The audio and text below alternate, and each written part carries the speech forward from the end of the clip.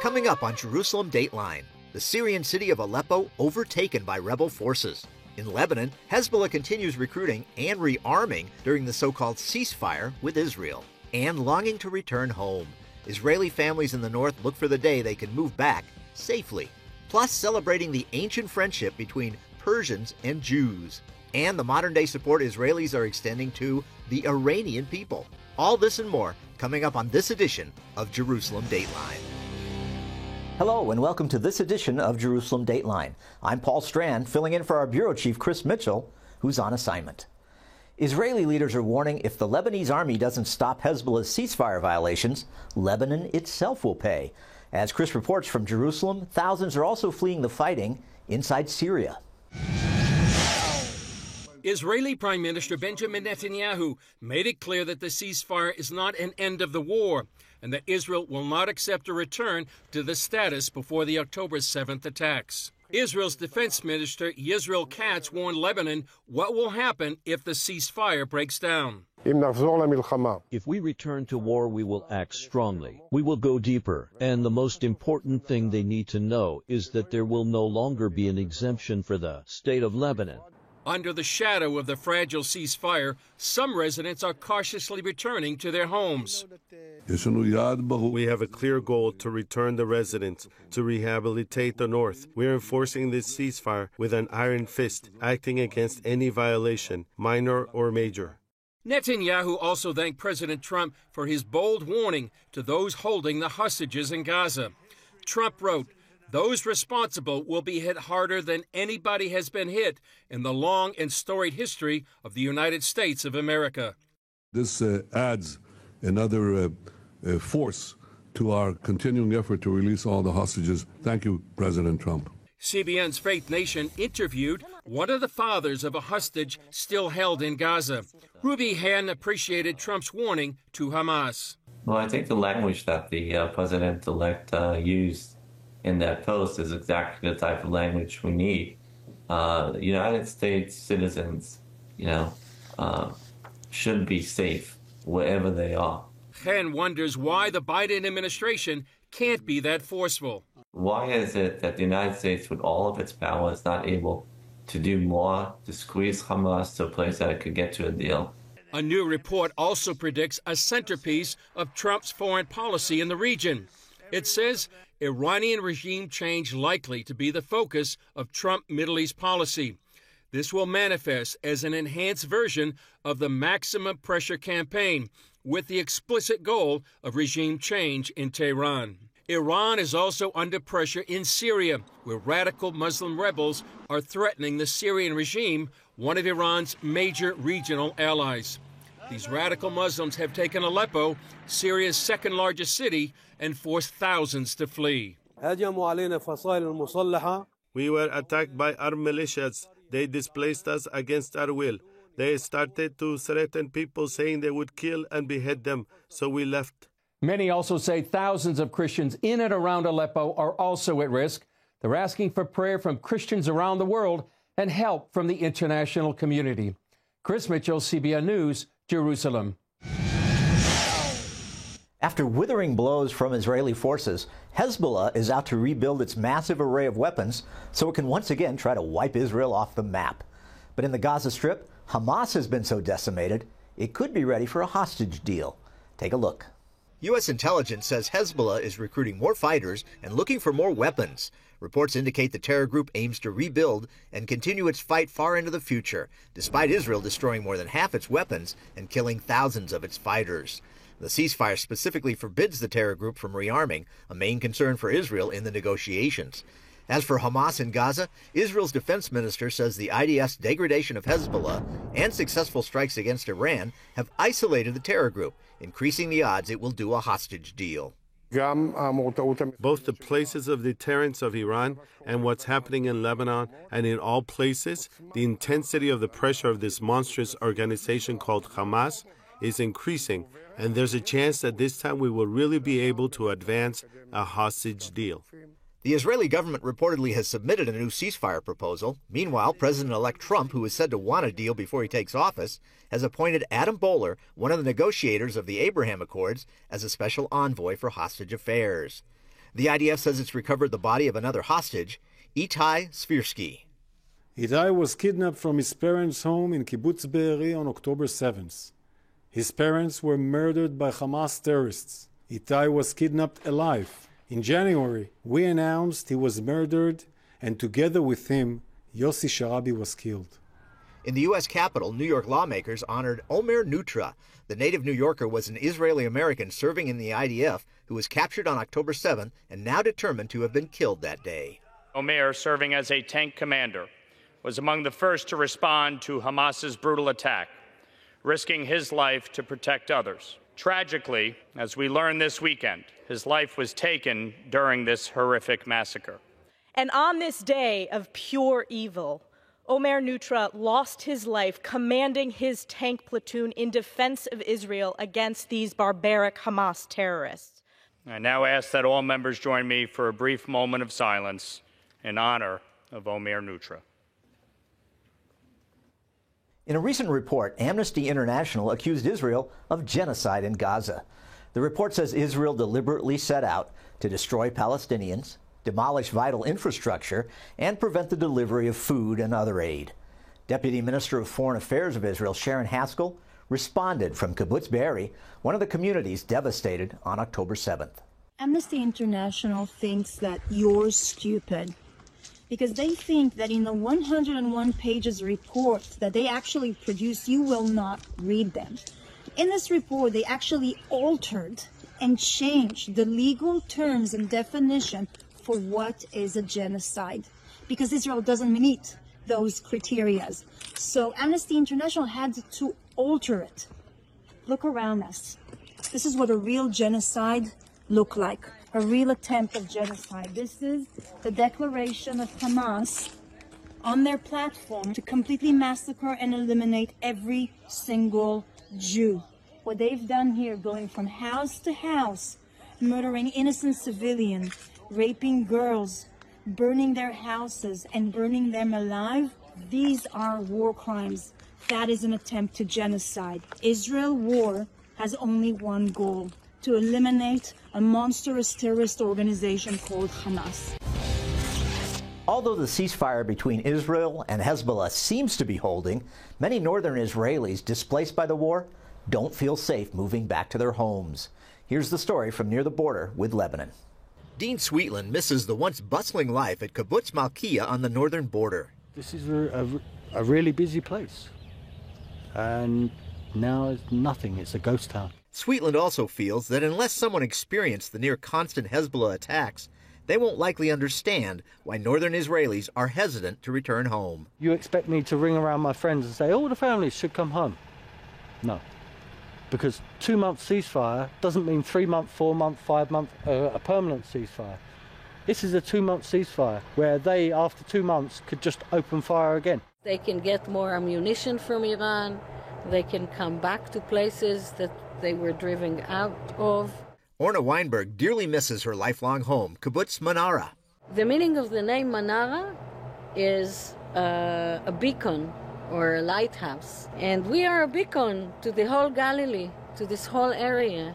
And they hope to be that light again. First, however, they want real guarantees their families will be safe. We are very, very strong. But we must have security for our children. We won't bring our children back unless we know they are safe for generations to come. Many here believe the ceasefire prevented IDF troops from crippling Hezbollah as a fighting force. I think this war will resume again. What we had to do was finish the job once and for all. For Moshe Azra, there's no hope until Hezbollah is simply no longer a threat. We must finish the job to the end. They don't know the meaning of life. They don't know anything. They know rockets. 150 rockets were fired on average every day at us. Azra is sad for what his 8 grandchildren have had to endure. They are afraid all the time of the sirens. They run to the shelters all the time. It's impossible. And adults can carry that same fear. No, not now. I don't want it. It is a bit scary next to the border. A bit scary. Does anyone expect the kibbutz to say, bring your families back? Yeah, everything is okay, it's a ceasefire. It's rubbish. Still, Sabak Shlomi believes Israel has the power to make all this have a good ending. Getting good results is what you do. It doesn't happen by itself, so the government has to do what it takes to get a good result. And that's what would bring the Northerners home. Our next two stories show the groundswell of Israeli support for the people of Iran. It ranges from a direct address from Prime Minister Benjamin Netanyahu to publication of articles written by ethnic minority leaders to a series of murals mounted across Israel honoring Iranian women. Our bureau chief, Chris Mitchell, brings the story. Recently, Israeli Prime Minister Benjamin Netanyahu spoke directly to the Iranian people. Yet there's one thing Khamenei's regime fears more than Israel. You know what it is? It's you, the people of Iran. That's why they spend so much time and money trying to crush your hopes and curb your dreams. Well, I say to you this, don't let your dreams die. I hear your whispers. Women, life, freedom. One school of thought is that the Islamic regime could potentially collapse without a war. One believer is Yigal Karman, founder of the Middle East Media Research Institute, or MEMRI. For more than 25 years, Karman, a former IDF intelligence officer, has helped bridge the language gap between East and West by translating multiple languages in the region through MEMRI. This is the big thing, that no one wants war. No American President Trump will not want war. No one, we don't want anybody. Can it be done without a war? The answer is absolutely yes. Karman explains part of that is due to Iran's multi-ethnic population. Iran, let me explain, is made up of 50% almost Parsis. Some of them are opponents of the regime, many, and some are the regime guide, the Ayatollah's guide, the Islamist Shiites. The other 50% are ethnic minorities which are repressed for many years by the Islamic regime. And they struggle for their freedom, for rights, for autonomy, for confederation. Some want even independence. Despite that quest for freedom, Karman sees the West doing little to help them. They are being killed for years, and guess what? The West doesn't help them. Iran has proxies. All the terrorist organizations are their proxies. The West is not helping freedom fighters, true freedom fighters, Baluchis, Ahwazis, Kurds, and Azeris.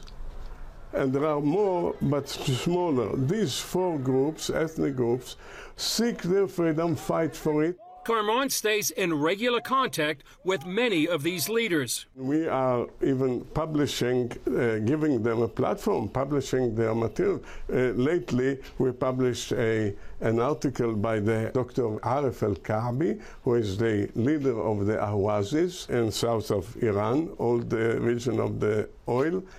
Dr. Aref El-Ka'bi wrote an article, I Have a Dream.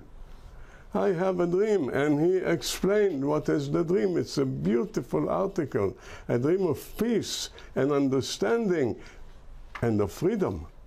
Freedom of the control of the crazy Ayatollahs. That's the only name for them. Another leads the Baluchis ethnic group. We give him a platform about the plight of the Baluchis that are repressed by the Iranian regime to the ground and killed. And there are the Kurds, and there are the Azeris. We are in touch with all of them. We give them platform, but it's not about a platform for presenting their positions, their dreams, their hopes. It is about help with money and weapons. It is not the war of America. It is their war for autonomy, confederation, independence. That's why Karman believes the West should get more involved. They need to be helped. This will remove the Ayatollah's regime like that, if the West helped them. Any help ending the Iranian regime would transform the Middle East.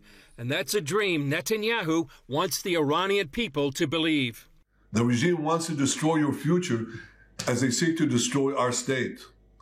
Well, we won't let that happen. I have no doubt that one day in a free Iran, Israelis and Iranians will build together a future of prosperity and peace. That is the future Israel deserves. That is the future Iran deserves. Together, let us turn this beautiful dream into a reality. Chris Mitchell, CBN News, Jerusalem. Dozens gathered to view the 18th and final mural celebrating the courageous women of Iran. Many defied the oppression of the Islamic regime and paid with their lives. I wanted to inspire the women of Iran to keep fighting because what they're doing takes so much courage to show their hair. And when someone gets murdered, I don't want them to be forgotten. Amini's death sparked a revolution, much of it led by women. We don't hear about it so much in the West, but it is strong. And these people are so brave. I mean, you know, we can go to a protest in Rabin Square, or if you're in America, you can go to a protest, and then you go home and you're with your family. When these people go to a protest, they might not ever see their family again afterwards because they cart them off to a prison and that's it. So these represent the fight for freedom of the Iranian people. Some of the murals represent the punishment of those women by covering their eyes, since the government shoots an eye out for exposing their hair or other crimes. Iranian-born American Houman Halili spent nearly 2 years creating 18 murals throughout Israel. Not only do I want them to be remembered, but they're remembered in the Holy Land. And in this case, they're remembered in Jerusalem. You know, the whole world considers this their Holy Land. So I don't want their courage to be lost, and I don't want their sacrifice to be in vain. Israel's Ministry of Foreign Affairs assisted Halili in his mission. It's the bond between Israelis and Iranians. And it's a very clear statement about the special connection between Israelis and Iranians and the special importance for the fight of women in Iran and honoring the victims of Israel. I want the world to see that the Jews, the Israelis, are the only people in the Middle East standing with the freedom-fighting women of Iran. The murals are spread from Eilat in the south to Nahariya in the north and have moved both Israelis and Iranians. The Persians in Iran are overwhelmingly joyful. They cannot believe that these murals exist, one after another. When I tell a lot of Israelis, my friends and people I meet, about what the murals are, and they're astounded. And Israelis are amazed. They didn't know that, first of all, Iran has the fastest growing church in the world, and that the people of Iran are praying for Israel. Halili points out the connection between the Jews and Persians is an ancient one. I want to remind the world that the relationship between the Persians and the Jews is biblical. 3,000 years of history, starting with King Cyrus. The whole book of Esther takes place in Iran, and the Magi, they were all Zoroastrian.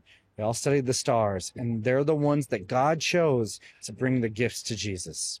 Many see the comparison between these modern-day Iranian women and Queen Esther, whose courage saved her people. It's about being aware of others, especially the women of Iran who have lived in oppression. So I want to go home with a cry to pray and to stand with the women who are in this situation and who have given their lives for it.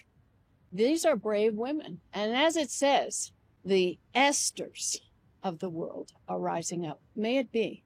Chris Mitchell, CBN News, Jerusalem. Our next guest, Marzia Mirazadeh, was sentenced in Iran to death by hanging for the crime of converting to Christianity. She endured months of mental and physical hardships in the famously brutal Evin prison. She managed to escape her sentence and flee Iran, but never lost her heart for freedom for her fellow countrymen. Here's her conversation with Chris Mitchell in our studio. Marzia, great to be with you again here in our Jerusalem studio. You're back in Israel, and tell us what you're hearing about the people in Iran right now.